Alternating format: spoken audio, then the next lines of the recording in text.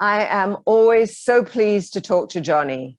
He is, of course, to the design world, either an oracle or a god, someone whose projects, once as chief design officer for Apple, now as the founder of the design collective LoveFrom, are breathlessly awaited and inspire a kind of awe.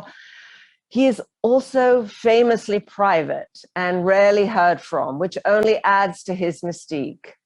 To his friends, though, and I am so proud to count myself as one of them, Jony has such warmth and generosity and intelligence.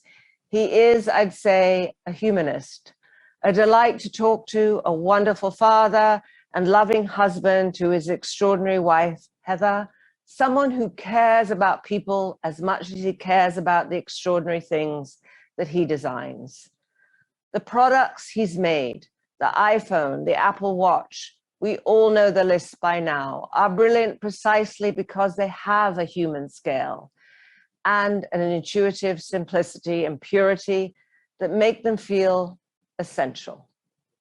They're tools, but at this point, they feel more like natural complements to the busy lives that we lead. And of course, none of us know what we would do without them. So it's been 2 years since Jony left Apple. And I know that we're all so excited to hear about the turns his life and career have taken with LoveFrom, which collaborates not only with Apple, but with brands like Ferrari and Airbnb. And as so much of LoveFrom's work revolves around climate change, I'm especially eager to hear his thoughts on this. Please join me in welcoming Sir Jony Ive. Jony, nice to see you again back at a Wired conference. I think it's about 4 years since we talked last, well, at a Wired conference. And these past few weeks have marked several big anniversaries for you. And so today I wanted to ask you about some of them. For starters, 20 years ago, the iPod was launched. You spent most of your career creating devices we hold in our hands or on our desk. And then you moved to devices we wear, like the Apple Watch. What was the biggest challenge in the shift to wearables? And where on earth are all these devices going to go from here? Yeah. Well, it's certainly been, I can't quite remember a few weeks that have been quite so loaded in terms of important anniversaries that have given me calls to think about the past.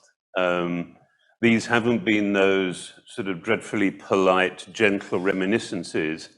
These have been, I think, really fairly loaded. The iPod, I struggle to really get my head around that it is truly 20 years. I think iPod marked, I think, the beginning of a very new and important chapter for Apple, or as it was pre-iPod, Apple Computer. So up until that point in time, Apple made general purpose computing devices. And one of the powers, I think, one of the things that was so unique and special, I think, about the computer was its ability to be general purpose. And I think what the iPod really marked was the beginning of creating far more specific products and devices. Now, it happened at a time, I think, of extraordinary, I think, both opportunity and need. So there were a number of technological affordances that sort of presented themselves in terms of storing lots of data in small physical spaces. But I think the need was that there was almost this sort of existential question about the value of music. This is 20 years ago when people realized they didn't have to pay for music. And so I think that was a context or a backdrop for doing something, creating something that was quite important. And I think the iPod really, I think, represents a marriage of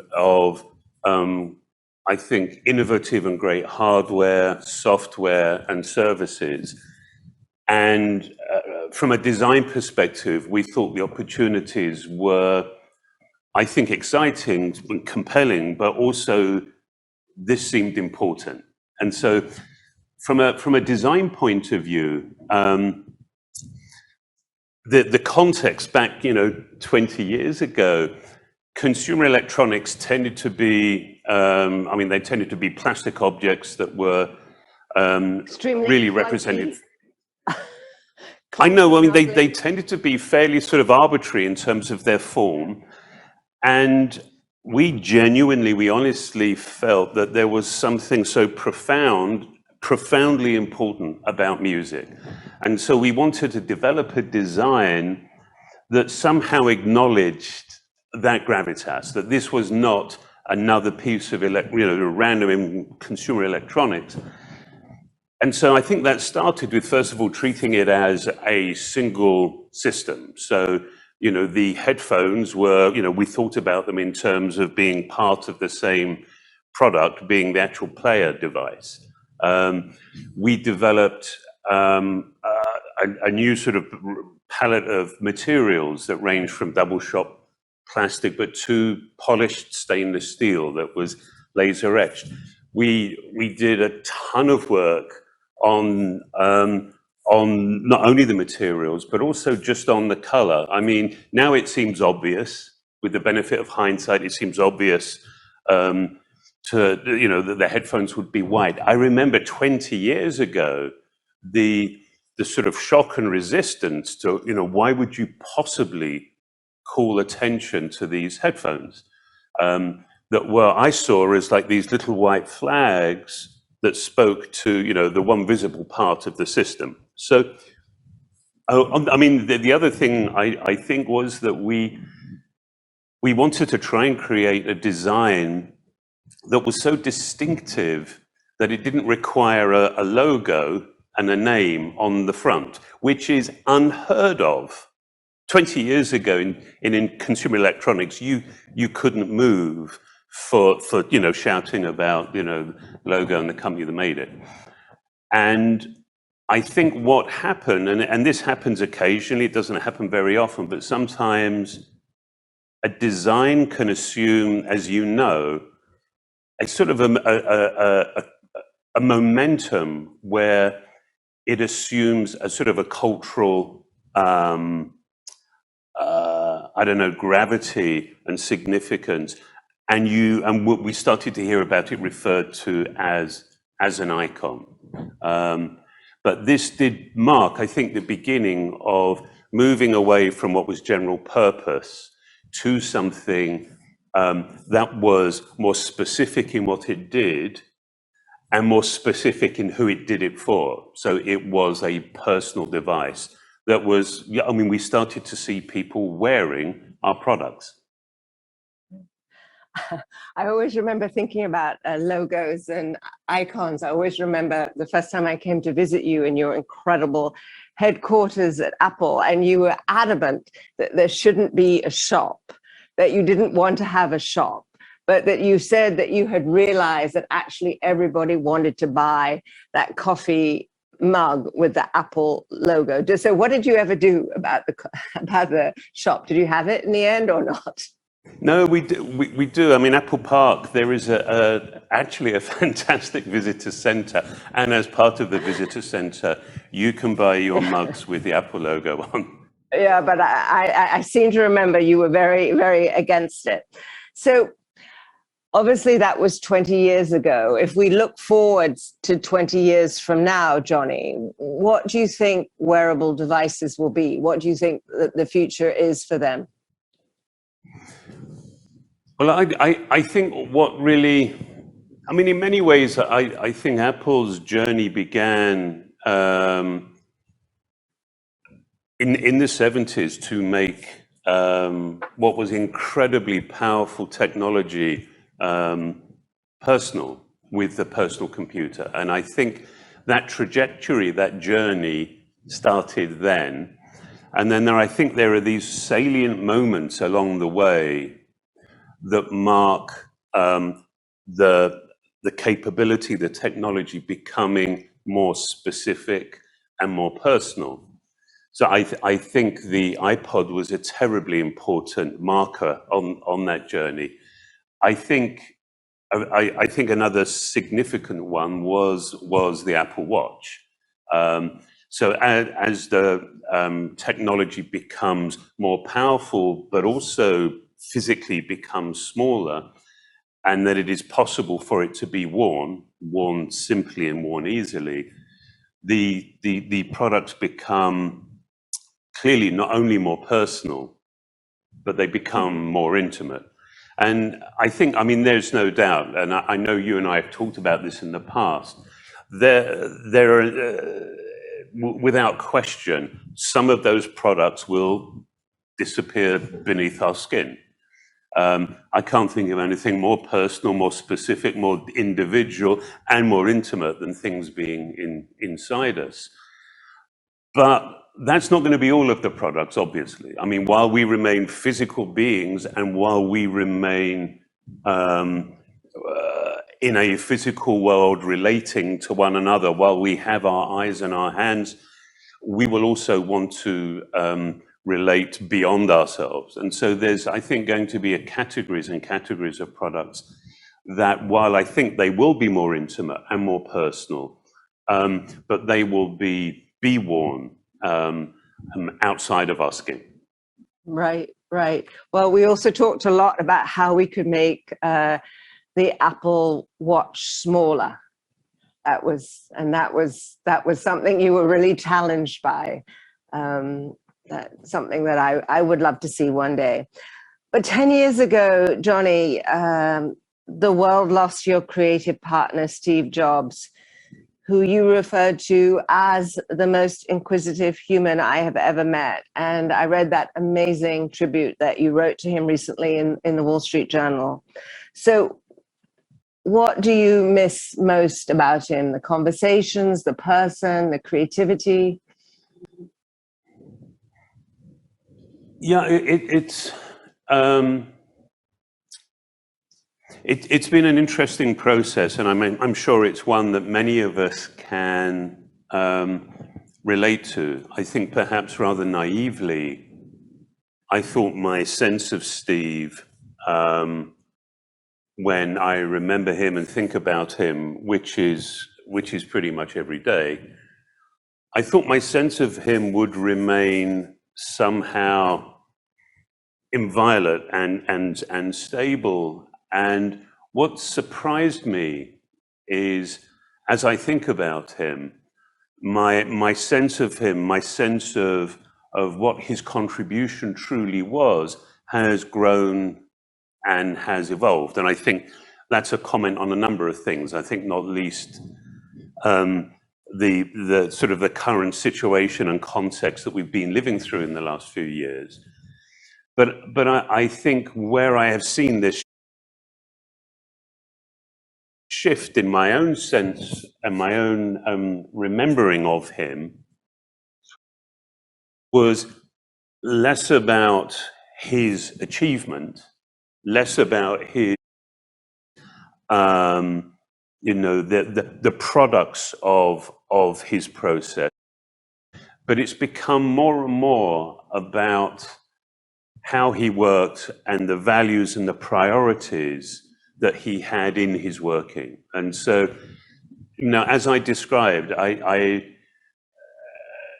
never met anybody more truly curious, more inquisitive than Steve. And what, I mean, those are easy words and they can be used fairly glibly, but he was constantly questioning. He wasn't defined by anybody else's dogma.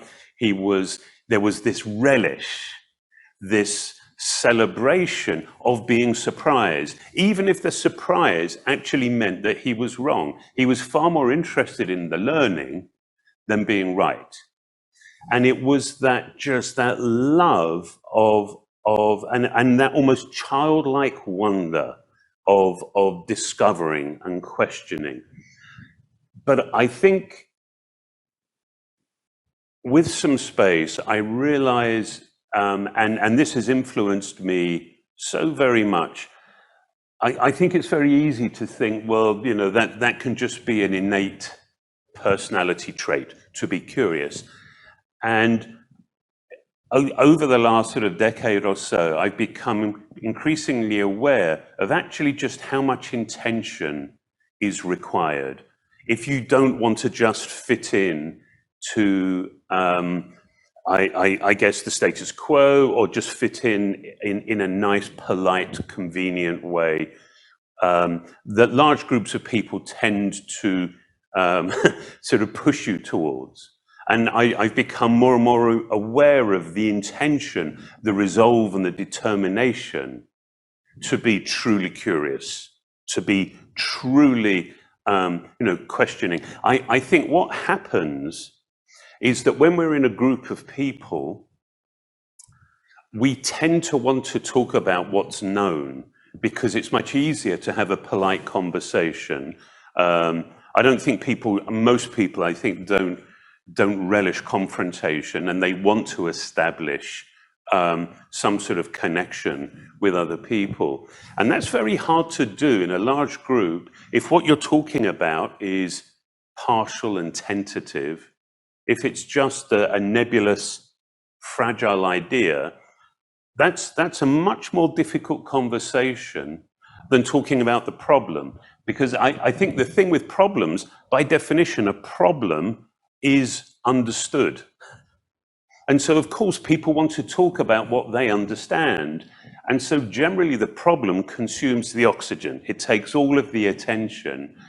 And I am more and more struck by how much energy and effort that he put in to encouraging people to be comfortable talking about what's tentative and partial, and that's ideas. And his just innate respect and reverence for the creative process was extraordinary. And I don't know, the older I get, the more important both the contribution and, I don't know, the sort of the moral imperative around creating seems to, personally seems to be the case. And so, yeah, I am particularly mindful of just his attitudes and his thinking, perhaps more than the predictable achievements. Listening to you, Jony, I'm wondering if this was these thoughts were in your mind when you left Apple and formed LoveFrom. And I'd love to understand what made you choose that name. And could you tell us, I know a lot of it you can't tell us, but can you tell us more about the motivation and the people behind the company? And I believe an enormous amount of the work that you're doing now is connected to climate change, but how much of it was spurred by all those extraordinary, moving descriptions you just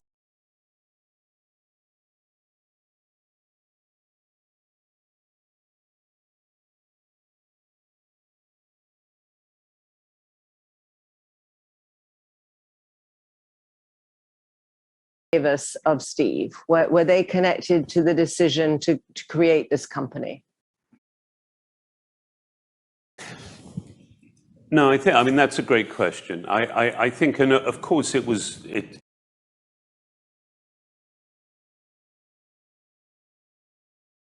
always a question of when, not if. And so the timing felt right for me to change the nature of my relationship with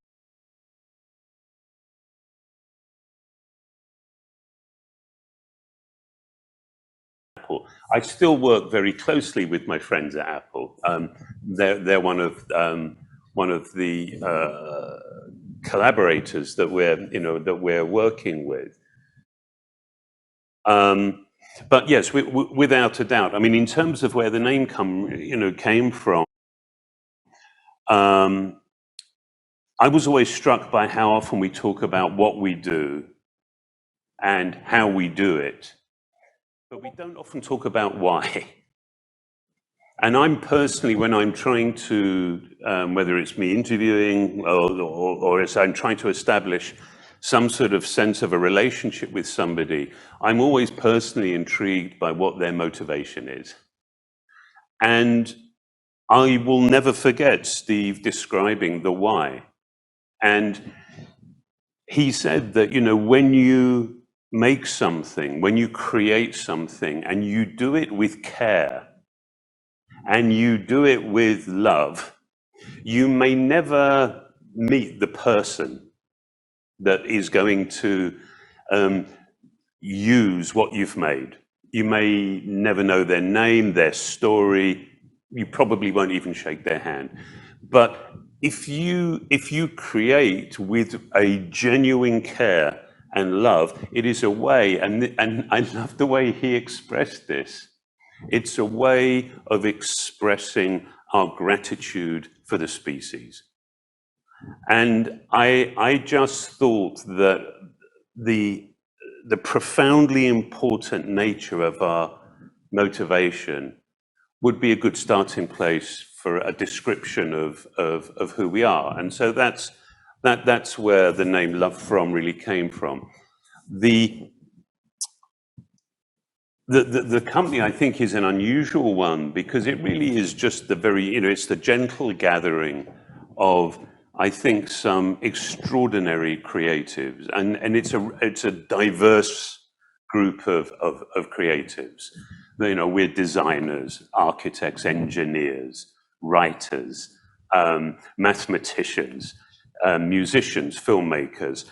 The thing that seems to connect us, I think, is that we are, you know, we may be known by the work that we've done in the past, but I think that we are genuinely connected and united because we believe that our most important work, our most important contribution is in the future. And there is a real passion and belief there, but also a real passion and belief in the value of collaborating with a diverse group of creatives. Our work really sort of falls into three categories. I mean, we have one category of work where we're working very close to founders, leaders, in a sort of a multi-year relationship. So, you know, that's Airbnb, Apple, Amazon Collective. We just recently announced Ferrari.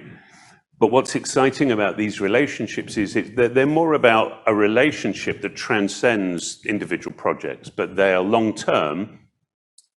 And I think the value there is the right project in 5 years' time isn't obvious right now. And I've always loved, you know, that as a context, which is a deep relationship with a group of people. The second category of work and projects that we're involved in really is purely for the love, purely for the joy, purely for the belief that we can be useful.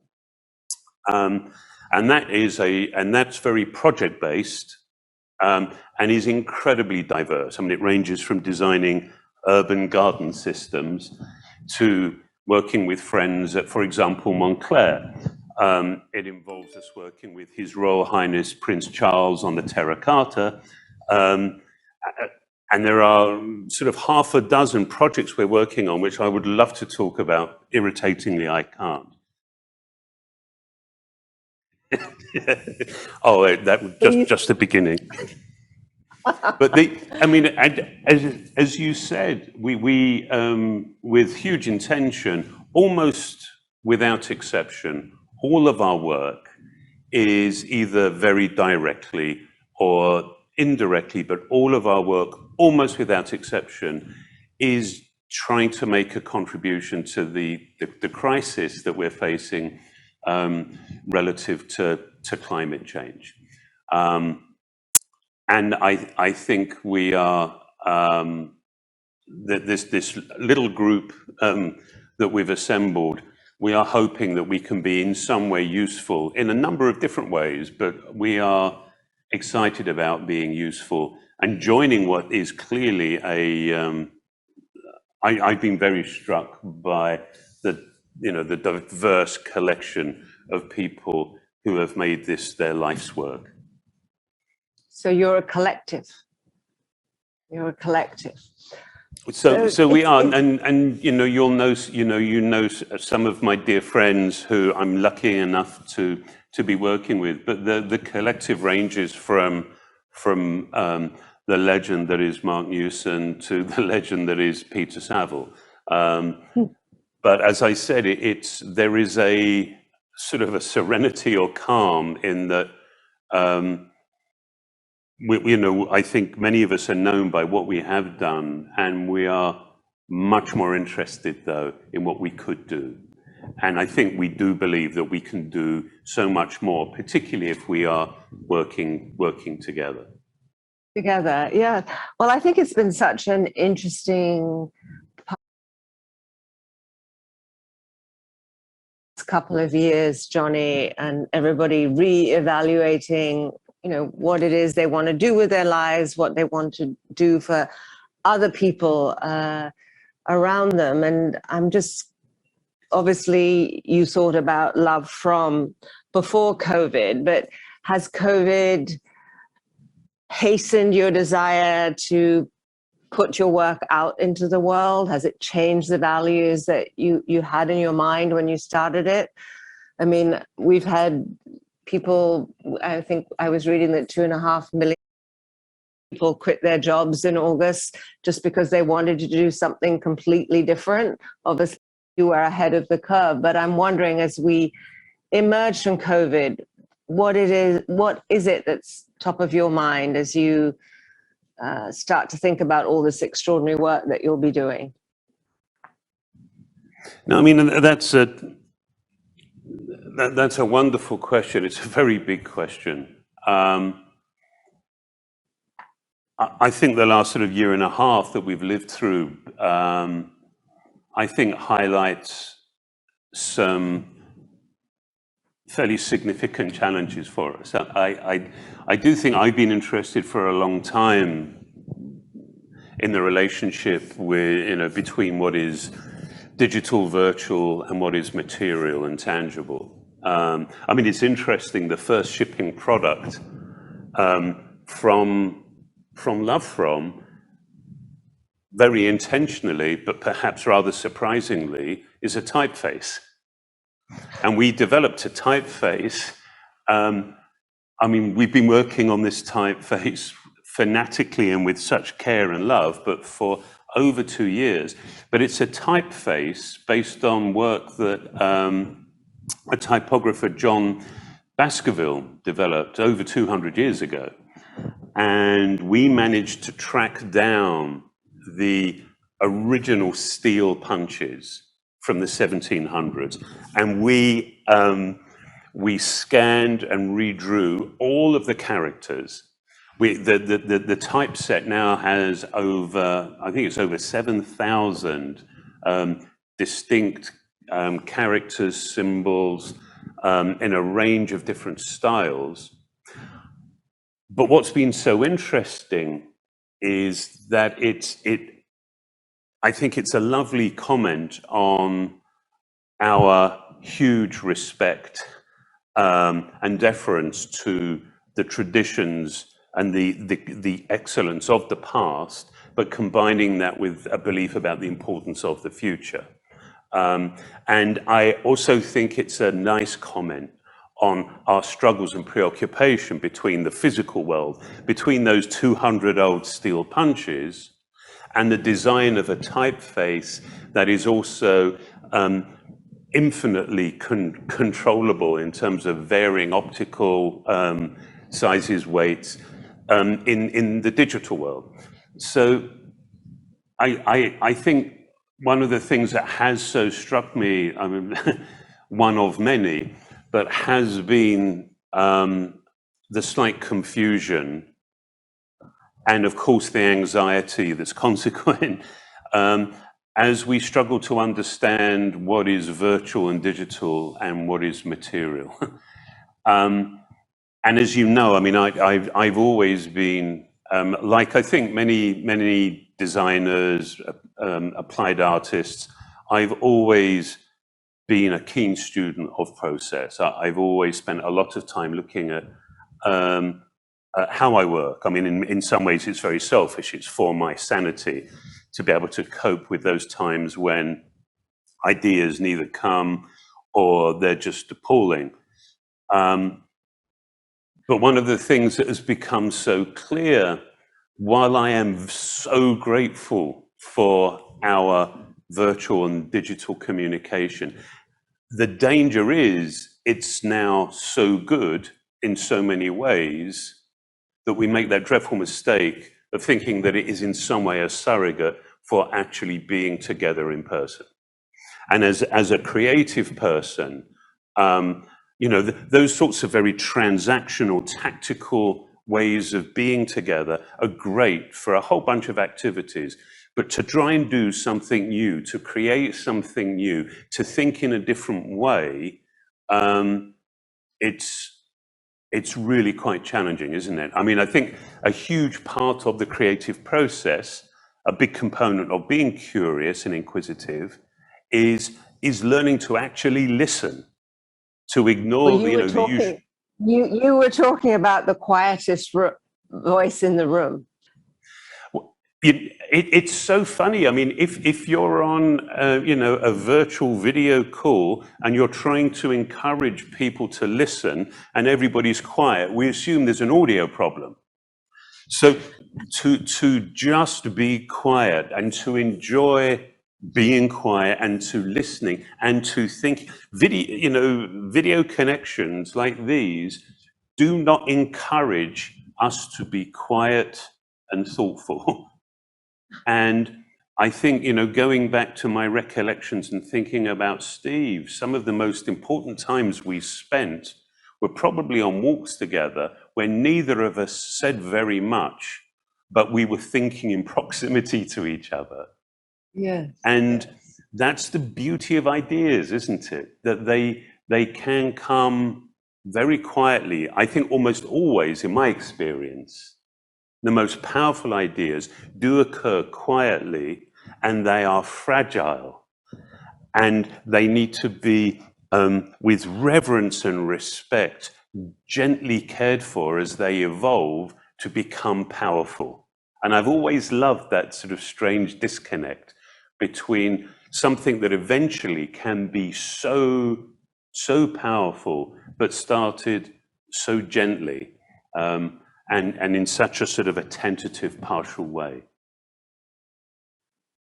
Jony, you are an extraordinary father, and you have the most extraordinary two boys that are really a credit to you and to Heather. And I wonder, when you think of the kind of world that they're going to inherit, how do you think about making it a more hopeful place for them? Because I know their future is so important to you.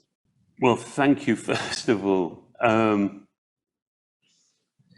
Yeah, I mean, I hope the world is in one piece for as they grow up. They're both absurdly creative, and as you know, a consequence of that practice is that you have to be optimistic and faithful, and so they have such an affirming and very positive view of the future.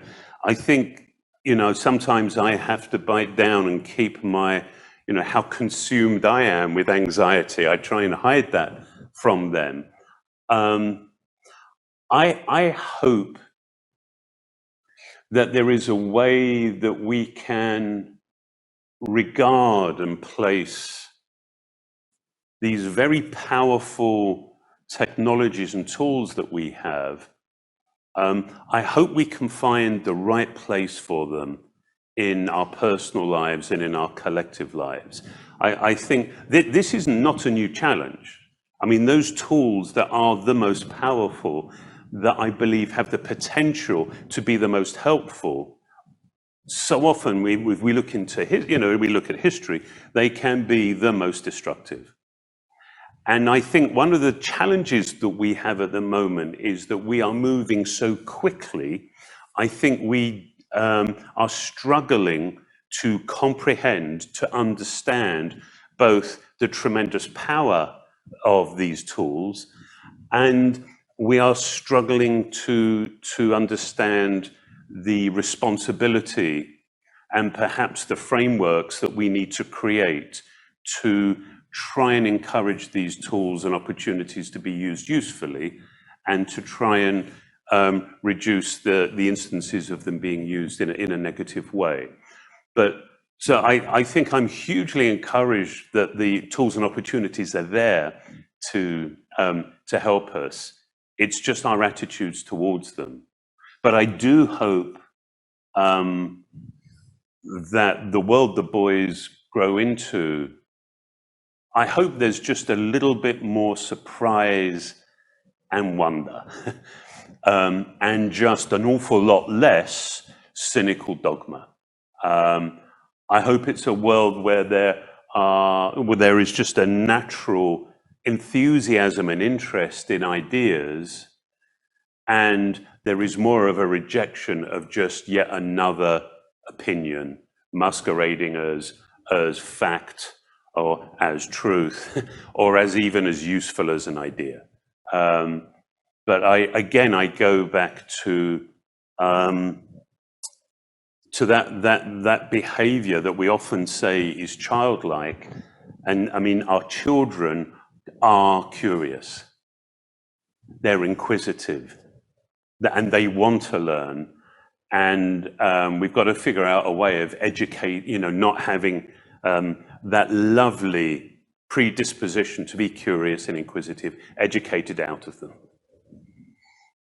Well, Jony, I'm sure that their lives are filled with surprise and wonder, and we also look forward to seeing all the magical things you're going to create from LoveFrom.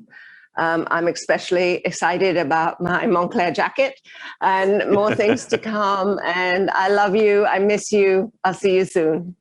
I'll see you soon, Anna. Lots of love. Thank you so much.